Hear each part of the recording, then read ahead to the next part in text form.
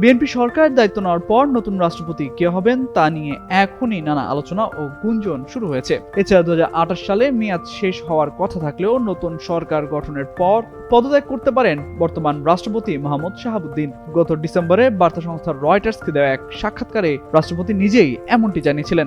এমন প্রেক্ষাপটে কে হবেন নতুন রাষ্ট্রপতি, এ নিয়ে চলছে চুলচেরা বিশ্লেষণ। এসব নিয়ে আলোচনায় রাষ্ট্রপতির দৌড়ে সবচেয়ে বেশি উচ্চারিত হচ্ছে বিএনপির মহাসচিব মির্জা ফখরুল ইসলাম আলমগীর ও স্থায়ী কমিটির সদস্য ডক্টর খন্দকার মোশাররফ হোসেনের নাম।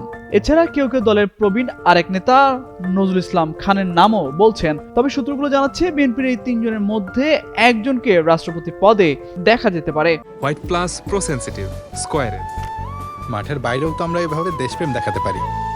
বর্তমান সংবিধানের 123-এর এক অনুচ্ছেদে বলা হয়েছে, রাষ্ট্রপতি পদের মেয়াদ অবসানের কারণে উক্ত পদ শূন্য হলে মেয়াদ সমাপ্তি তারিখের পূর্ববর্তী 90 থেকে 60 দিনের মধ্যেই শূন্য পদ পূরণের জন্য নির্বাচন অনুষ্ঠিত হবে। সংসদ সদস্যদের ভোটে নির্বাচিত হলেও মূলত রাষ্ট্রপতি কে হবেন সেই সিদ্ধান্তের বিষয়টি পুরোপুরি রাজনৈতিক। বিএনপি চেয়ারম্যান তারেক রহমান যাকে চাইবেন বা মনোনয়ন দেবেন তিনি রাষ্ট্রপতি নির্বাচিত হবেন। এদিকে বিএনপির একটি সূত্র বলছে, খন্দকার মোশাররফ দলের কার্যক্রম থেকে নিজেকে কিছুটা আড়ালে রেখেছেন যাতে তাকে নিয়ে রাজনৈতিক বিতর্ক তৈরি না হয়।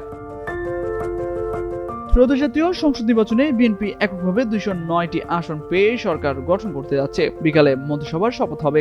বেশ কিছু নেতা মন্ত্রী হচ্ছেন, সেটিও প্রায় চূড়ান্ত।